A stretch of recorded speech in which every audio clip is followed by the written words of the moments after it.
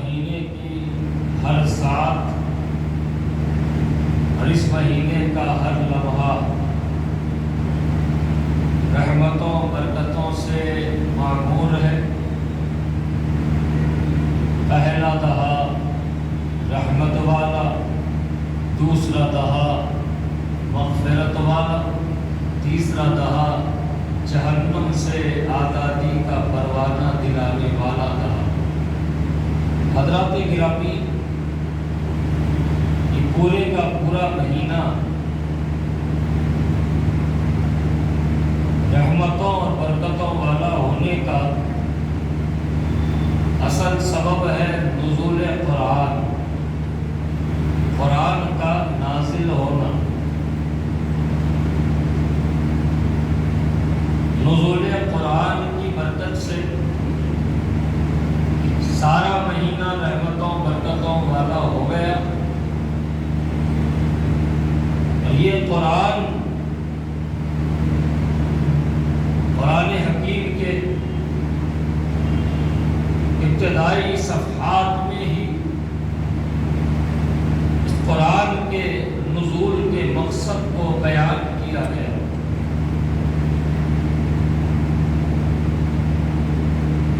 اور اس کا تعارف کروایا گیا۔ ذالک الکتاب لا ریب فیہ،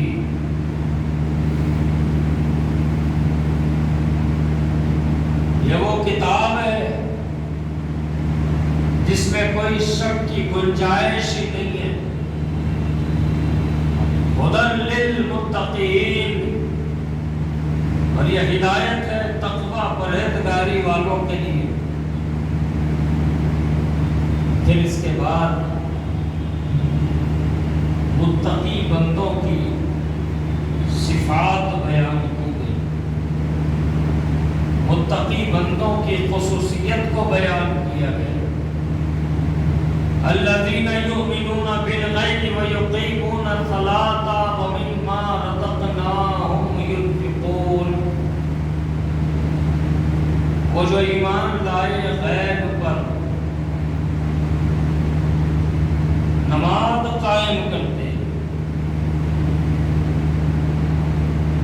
اور اللہ کی جانب سے ان کو جو رزق دیا جاتا ہے اس میں سے وہ خرچ کرتے ہیں۔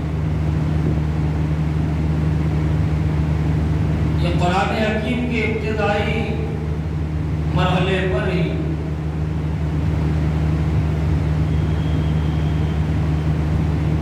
ایمان والے، تقویٰ اور پرہیزگاری والے اور اللہ کی راہ میں خرچ کرنے والے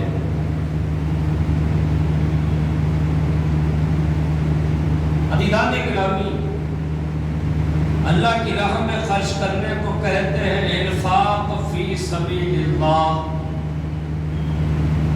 انفاق کہتے ہیں اپنے مال میں سے خرچ کرنا، فی سبیل اللہ، اللہ کی راہ میں۔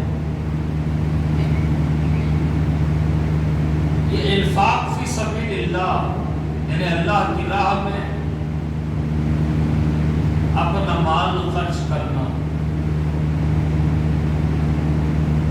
یہ اتنا بڑا عمل ہے، اتنی بڑی نیکی ہے کہ قرآن حکیم میں متعدد کئی مقامات پر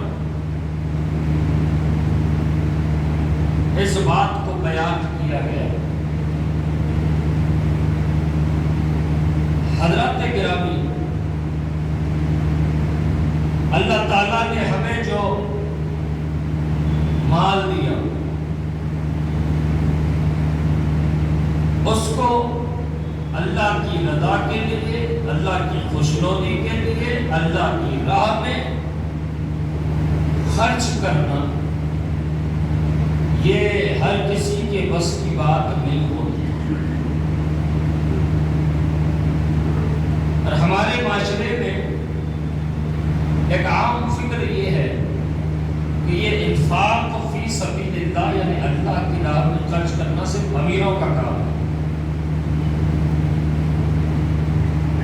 نہیں عزیزان گرامی، یہاں ان کا تعارف کرایا گیا جو قرآن سے ہدایت پانے والے۔ اب قرآن سے ہدایت پانے والوں کی صفت بیان کی گئی کہ وہ ایمان والے ہیں، وہ نماز قائم کرنے والے اور اللہ کی راہ میں خرچ کرنے والے جو ان کو دیا جاتا ہے۔ اب اس میں امیر غریب کا کوئی کھانا بنا ہوا نہیں ہے۔ امیر ہے، اللہ نے اس کو دولت سے نوازا ہے، مال سے نوازا ہے، وہ خرچ کرے۔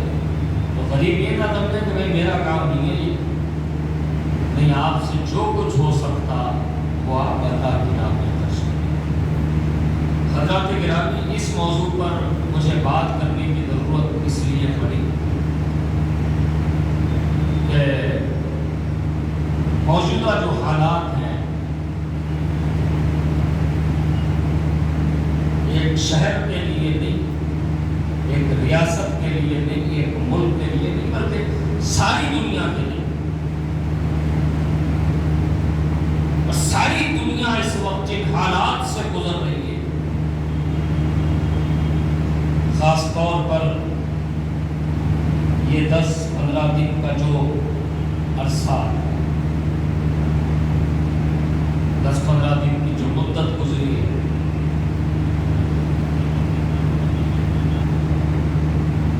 رمضان شروع ہونے سے پہلے ہی ذہنوں میں یہ بات آ گئی تھی جو ڈر بن کر ہمارے ساتھ پھر رہی تھی کہ لاک ڈاؤن ہو جائے گا، پھر زندگی گھروں تک محدود ہو جائے گی، کیا ہوگا؟ چھوٹے کاروباری تو چھوٹے کاروباری ہیں، بڑے بڑے کاروباریوں کے اوسان خطا تھے کہ اب کیا ہوگا۔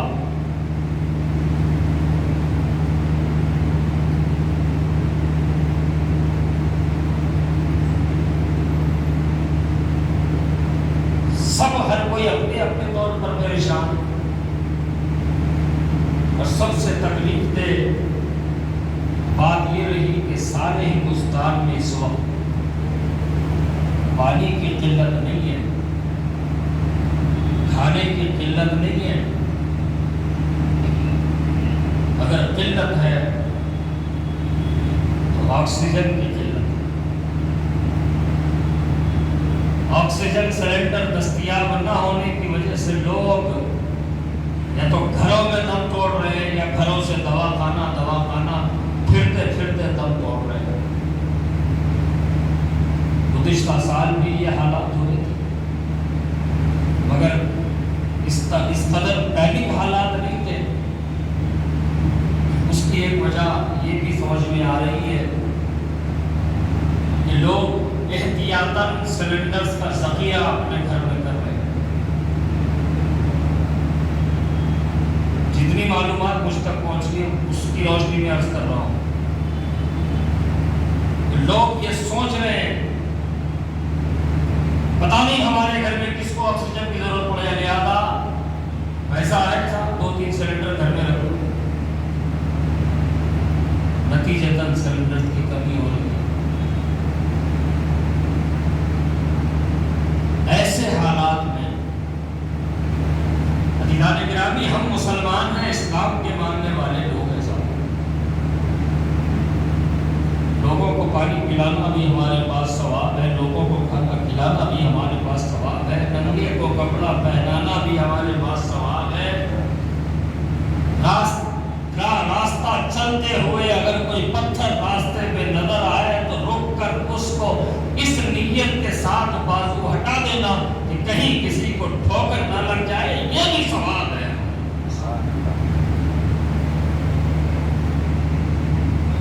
یہ ہمارا مذہب ہے، یہ ہماری مذہبی تعلیمات ہیں، اور ہم ایسے مذہب کے ماننے والے ہو کر کہیں ہمارے گھر میں کسی کو آکسیجن کی ضرورت نہ پڑ جائے، لہٰذا 2-3 سلنڈر لے کے ڈال دو، کسی کو نہ ملے ہم کیا کریں صاحب؟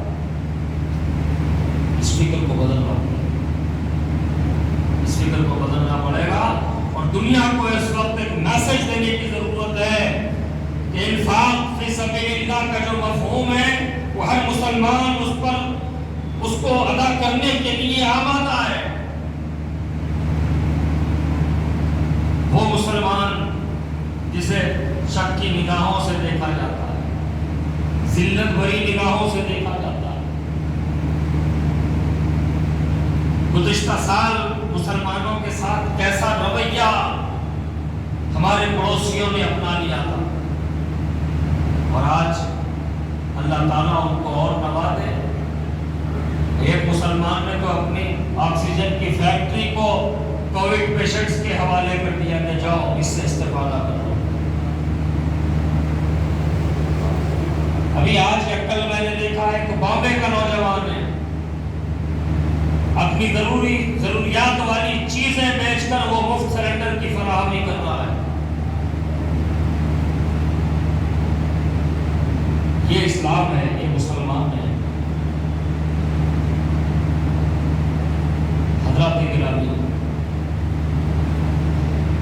خرچ کرنے کا مطلب صرف مال ہی خرچ کرنا نہیں ہوتا، بلکہ آپ کسی انداز میں کام آ سکتے ہو، آپ اس کے کام آ جاؤ، یہ بھی انفاق فی سبیل اللہ کے تحت آتا ہے۔ حضرات گرامی، ہمارے پاس جو کچھ آتا ہے وہ صرف ہمارا ہی نہیں ہوتا، بلکہ اس بات کو ذہن میں رکھو کہ اللہ تعالیٰ نے ہمیں نوازا ہے تو ہو سکتا ہماری امتحان کے لیے نوازا ہو سکتا ہماری وہ آزمائش کر رہا ہو کہ دیکھو میں نے اس بندے کو اتنا دے دیا، اب یہ کرتا کیا ہے، کیا میرے دوسرے بندوں کے کام آتا ہے یا نہیں آتا۔ اس بات کو اپنے ذہنوں میں رکھنا چاہیے۔ اور جہاں تک اللہ کی راہ میں خرچ کرنے کا معاملہ ہے، یاد رکھو عزیزو،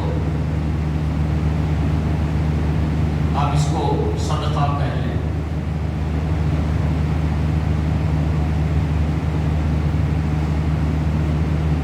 یہ مت سمجھیے کہ اللہ نے آپ کو کچھ دیا ہے، آپ اس میں سے خرچ کر رہے ہو تو وہ ختم ہو جائے گا یا کم ہو جائے گا۔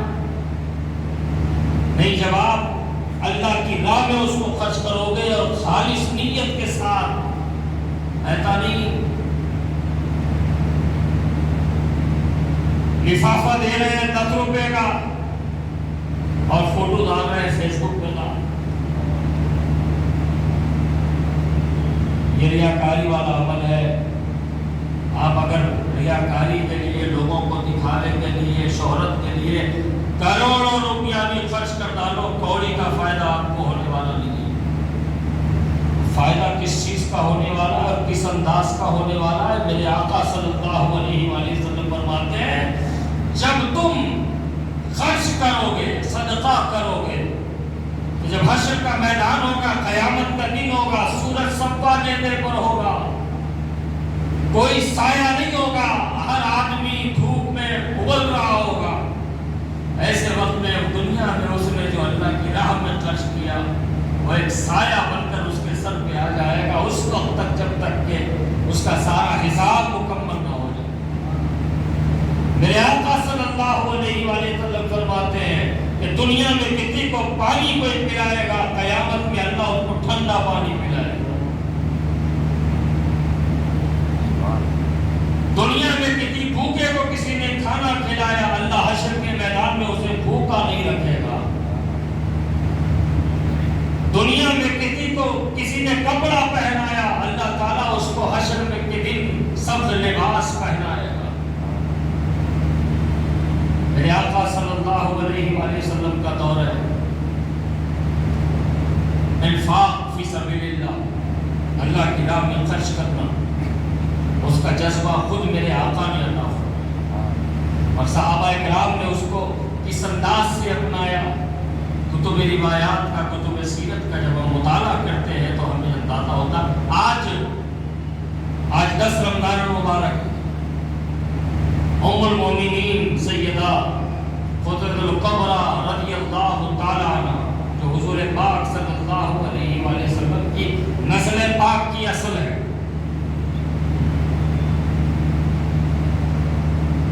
حضور سے نکاح ہوا،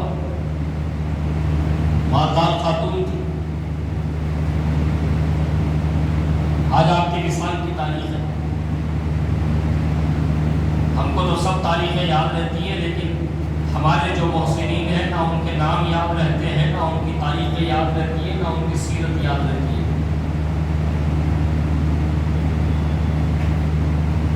حضور پاک صلی اللہ علیہ وسلم نے اعلان نبوت فرمایا، سب سے پہلے خاتون ہے جو مسلمان ہوئی. صرف مسلمان ہی نہیں ہوئی، اپنے آپ کو تو وہ حضور کے سپرد کر چکی تھی، اپنا سب کچھ حضور کے سپرد کر دیا.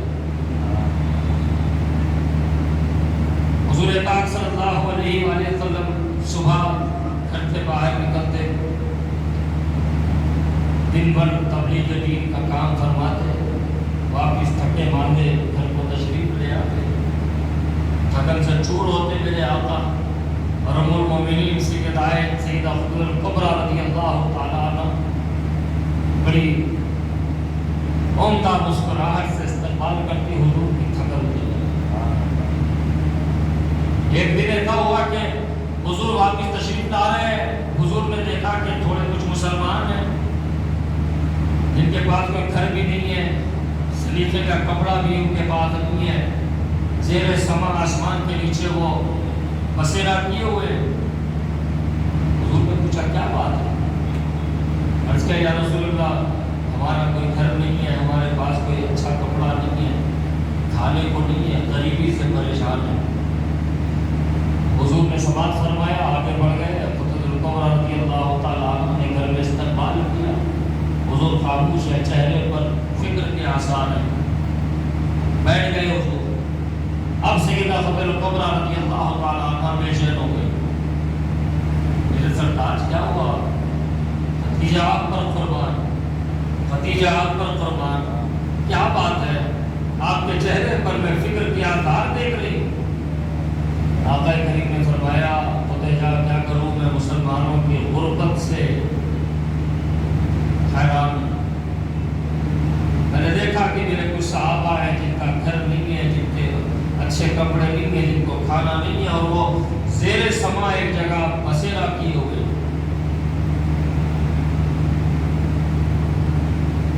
تو عرض کیا، میرے سرتاج آپ کیا چاہتے ہیں؟ تو میرے آقا فرماتے ہیں، اگر میرے پاس کچھ ہوتا تو میں ان کی مدد کرتا، میرے پاس کچھ ہوتا تو میں ان کی ضرورت پوری کرتا. سیدہ خدیجہ الکبریٰ رضی اللہ تعالیٰ عنہ اپنی جگہ سے اٹھی اور تھوڑی دیر کے بعد حضور صلی اللہ علیہ وآلہ وسلم کے پیچھے سے آواز آئی، میرے سرکار ذرا ادھر کو دیکھے. حضور نے جب سیدہ خدیجہ الکبریٰ رضی اللہ تعالیٰ عنہ کی آواز سنی، اپنا چہرہ مبارک کو پھیرا تاکہ خدیجہ الکبریٰ کو دیکھے، لیکن خدیجہ الکبریٰ نظر نہیں آ رہی، بلکہ سونے کی اینٹوں کی ایک دیوار کھڑی ہوئی ہے جس کے پیچھے سے یہ خدیجہ الکبریٰ رضی اللہ تعالیٰ عنہ چھپی ہوئی ہے. حضور نے فرمایا، خدیجہ کیا بات ہے، یہ کیا ہے؟ تو عرض کیا، یا رسول اللہ، یہ میری دولت ہے، یا آپ اپنے صحابہ پہ خرچ کریں، پریشان نہ ہو، یہ میں آپ کی خدمت میں پیش کر رہی ہوں. روایت میں آیا ہے کہ جب حضور نے یہ سنا تو آپ کے چہرے پہ صرف مسکراہٹ نہیں آئی، بلکہ چہتے کی طرح آپ کا چہرہ کھل گیا. اور ایک روایت میں آیا ہے کہ اندر کا داغ بھی میرے آقا کا نظر آنے لگا، اتنے خوش ہوئے میرے آقا. سیدہ خدیجہ الکبریٰ رضی اللہ تعالیٰ عنہ جب یہ منظر دیکھتی ہے تو آپ کی آنکھ سے آنسو جاری ہوتے. میرے سرتاج، اس مسکراہٹ پر اور اس کھلے ہوئے چہرے پر یہ دولت تو کیا، خدیجہ اپنی جان کو قربان کرنے تیار ہے. یہ انفاق فی سبیل اللہ ہے. غزوہ تبوک ہے، میرے آقا صلی اللہ علیہ وسلم نے مسلمانوں کی حالت دیکھی، کسی کے پاس گھر ہے، کسی کے پاس کھانا نہیں ہے، کسی کے پاس کپڑے نہیں ہیں، اب غزوے کا موقع ہے، میرے آقا صلی اللہ علیہ وسلم نے فرمایا، ترغیب دلائی صحابہ اکرام کہ ان کی مدد کرو، تمہارے مال کی مسلمانوں کو ضرورت ہے، تمہارے مال کی مسلمانوں کو ضرورت ہے۔ جب حضور یہ فرما رہے ہیں تو حضرت عمر رضی اللہ تعالیٰ عنہ اٹھے اپنے گھر گئے، حضرت ابوبکر صدیق رضی اللہ تعالیٰ عنہ اٹھے اپنے گھر گئے، اور بھی صحابہ اکرام اٹھے اپنے اپنے گھروں کو گئے۔ حضرت سیدنا عمر فاروق نے اپنے گھر کا آدھا مال لایا، حضور کی خدمت میں پیش کر دیا۔ حضرت ابوبکر صدیق رضی اللہ تعالیٰ عنہ گئے، اپنے پورے گھر کا مال لے آئے۔ حضرت عمر نے جب آدھے گھر کا مال پیش کیا، حضور نے پوچھا عمر کتنا لائے؟ بولے یا رسول اللہ جتنا تھا اس کا آدھا کر دیا۔ حضرت ابوبکر صدیق سارے کا سارا مال لے آئے، حضور نے فرمایا ابوبکر کتنا لے آئے؟ تو حضرت ابوبکر صدیق رضی اللہ تعالیٰ نے فرمایا یا رسول اللہ گھر میں صرف اللہ اور اس کے رسول کا نام چھوڑ آیا ہو۔ یہی غزوہ تبوک ہے، میرے آقا فرما رہے ہیں کہ مسلمانوں کی مدد کے لیے کون آگے آئے گا؟ مسلمانوں کی مدد کے لیے کون آگے آئے گا؟ سیدنا عثمان غنی رضی اللہ تعالیٰ عنہ کھڑے ہوئے، یا رسول اللہ 100 اونٹ میں پیش کر رہا ہوں۔ پھر بیٹھ گئے، حضور مسکرانے لگے۔ پھر حضور نے فرمایا کون مسلمانوں کی مدد کے لیے آگے آئے گا؟ حضرت سیدنا عثمان غنی رضی اللہ تعالیٰ عنہ پھر کھڑے ہوئے، یا رسول اللہ 100 اونٹ میں نے پیش کیا۔ پھر بیٹھ گئے، پھر حضور نے فرمایا کون مسلمانوں کی مدد کو آگے آئے گا؟ حضرت سیدنا عثمان غنی رضی اللہ تعالیٰ عنہ کھڑے ہوئے، عرض کیا رسول اللہ 300 اور اونٹ پیش کر رہا ہوں۔ میرے آقا صلی اللہ علیہ وسلم اپنی جگہ پہ کھڑے ہوئے اور فرمایا کہ یہ عثمان کی اتنی بڑی نیکی ہے کہ اب عثمان کچھ بھی کرے اللہ تعالیٰ اس کا مواخذہ نہیں فرمائے۔ عزیزان گرامی، مولا کائنات سیدنا علی کرم اللہ وجہہ حالت نماز میں رکوع میں پہنچے، ایک ضرورت مند مسجد میں داخل ہوا اور سوال کرنے لگا کہ میں ضرورت مند ہوں، میری کوئی ضرورت پوری کر دے۔ حالت رکوع میں مولا کائنات آپ نے اسی حالت میں اپنے ہاتھ کو پیچھے کی جانب کیا اور اشارے سے اس شخص کو کہا کہ میرے ہاتھ کی انگوٹھی کو اتار لے۔ وہ شخص انگوٹھی لیا اور چلا گیا اپنی ضرورت پوری کرنے کے لیے۔ تو عزیزان گرامی، مسلمانوں کے کام آنا، مسلمانوں کی ضرورتوں میں کام آنا، مسلمانوں کی ضروریات کو سمجھنا، یہ ایک مومن کا شیوا ہوگا۔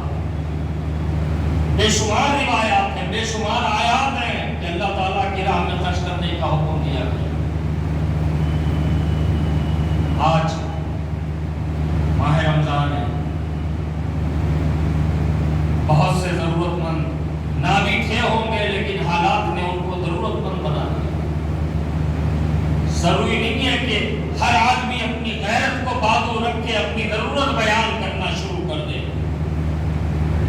کچھ غیرت مند ایسے ہوتے ہیں کہ جن کے گھر میں فاقے ہوتے ہوں لیکن جب باہر نکلتے ہیں تو ان کے چہرے ہنستے مسکراتے رہتے ہیں، لوگ سمجھتے ہیں کہ ان کے گھر میں تو اناج کے ڈھیر لگے ہوئے ہیں۔ بہت سے غیرت مند ایسے ہیں، اور ان حالات میں ایک طرف ماہ رمضان میں عام طور پر خرچ میں اضافہ ہو جاتا ہے، دوسرا یہ کورونا، یہ لاک ڈاؤن، یہ نائٹ کرفیو، یہ اس قسم کے جو حالات ہیں، اچھے اچھے لوگوں کی ہوا خراب ہے۔ ان حالات میں مسلمان اپنی ذمہ داریوں کو سمجھے، اپنی ذمہ داریوں کو سمجھے۔ صرف ایک ٹائم کی افطار کسی کے گھر میں بھیج دینا ذمہ داری ختم نہیں ہوتی۔ تلاش کرو، ڈھونڈو، رشتہ داروں میں دیکھو، جان پہچان والوں میں دیکھو، متعلقین میں دیکھو، پڑوس میں دیکھو، اور پڑوس کا تو ان حالات میں بڑی اہمیت ہوتی جا رہی ہے۔ پڑوس کی ہم جتنا پڑوس کو نظر انداز کرتے رہے، آج پڑوس ہی ہمارے ساتھ کھڑے ہوئے ہیں۔ پڑوسی ان حالات میں کسی کا انتقال ہوتا ہے، رشتہ دار تو اپنے گھر میں بیٹھتا ہے، بھائی کووڈ سے مرے ہوں گے انہوں، اپن کہیں کو جانا، لیکن پڑوسی آپ کے غم میں آپ کے کاندھے سے کاندھا ملا کر موجود ہے۔ دیکھو کون ضرورت مند ہے؟ اللہ کے لیے خرچ کرو، اللہ کے لیے پیش کرو، عزت کے ساتھ پیش کرو۔ یہ مت سمجھو کہ آج ہمارے پاس جو مال ہے اگر کسی کو دیں گے، کسی کی مدد کریں گے تو ہمارے پاس کمی ہو جائے گی۔ نہیں، کمی نہیں ہوگی۔ جو چیز اللہ کے نام پر خرچ ہوتی ہے اللہ تعالیٰ اس میں ہزاروں گنا برکت عطا فرماتا ہے۔ اور جہاں تک ضرورت مندوں کی ضرورت کو پورا کرنے کا معاملہ ہے، عزیزان گرامی یاد رکھو، دراصل اللہ کے بندے کی ہم مدد کرتے ہیں، حقیقت میں وہ اللہ کو قرضہ دیتے ہیں، اللہ کو قرضہ دیتے ہیں۔ کوئی اگر ہمارے پاس ضرورت مند آ جائے تو ہم فوراً حساب کتاب کیلکولیشن کر لیتے ہیں کہ بھئی یہ بڑا آدمی ہے، ہمارے لیے یہ کام آ سکتا، لہٰذا اس کو جھٹ سے قرضہ دے دوں۔ قرضہ دینے کا یہ مزاج ہے، اور ضرورت مند بندے کی مدد کرنا دراصل اللہ کو قرضہ دینا ہے۔ سارے معاملے تو اللہ ہی کے ہیں ہمارے، اگر ہمیں یہ موقع مل رہا ہے کہ ہم اللہ کو قرضہ دے لیں، یہ ہمارے لیے بڑی سعادت کی بات ہے۔ حضرات گرامی، اللہ تعالیٰ آپ پر ہم پر فضل فرمائے، دل کی دنیا کو آباد رکھے اور ہماری فکر کو پاک صاف کرے، ریاکاری سے محفوظ رکھے۔ اور میں ان تمام لوگوں سے بڑے ادب کے ساتھ کہہ رہا ہوں جو فیس بک کیے ہیں، چھوٹی بڑی ٹکی کو بھی وہ فیس بک پہ ڈالنا عبادت کا ایک رکن سمجھتے ہیں۔ سردیوں کا موسم آیا، بلانکٹ کے کٹے لیے روڈ پہ فٹ پاتھ پہ سوئے ہوئے لوگوں کو لاگی اڑا رہے ہیں، دوسرے دن اس کی ویڈیو ریلے ہو رہی، کھانا تقسیم ہو رہا ہے، اس کی فوٹوز، اس کا کوئی آپ کو فائدہ ہونے والا نہیں ہے۔ اللہ کے بندوں کی آپ ضرورت پوری کریں تو اس انداز میں کریں کہ ایک ہاتھ سے کریں تو دوسرے ہاتھ کو پتہ نہ چلے۔ یہ بھی ہماری تاریخ کا ایک حصہ ہے۔ امام زین العابدین رضی اللہ تعالیٰ عنہ کا جب انتقال ہوا تو آپ کے سینے مبارک پر، آپ کے پیٹھ مبارک پر کچھ نشان پڑے ہوئے تھے۔ لوگوں کو تحقیق ہوئی کہ یہ کیسے نشان ہیں، پتہ چلا کہ یہ امام زین العابدین ہے، سرکار حسین کے بیٹے، جو راتوں میں راشن اپنی پیٹھ پر لاد کر لوگوں کے گھروں کو پہنچایا کرتے۔ یہ ہمارا ماضی ہے، یہ ہمارے بزرگوں کا طریقہ ہے۔ تو اللہ کی راہ میں خرچ کرے، ضرورت مندوں کے کام آئے، خاص طور پہ ان دنوں میں کسی کو دوا کی ضرورت ہے، آپ کو پتہ چل جائے، آپ اس کے لیے دوا کا انتظام کر دیں۔ کسی کے لیے دوا خانے کی فیس اب تو لاکھوں میں جا رہی ہے صاحب، آپ سے جو ہو سکتا پتہ چلے۔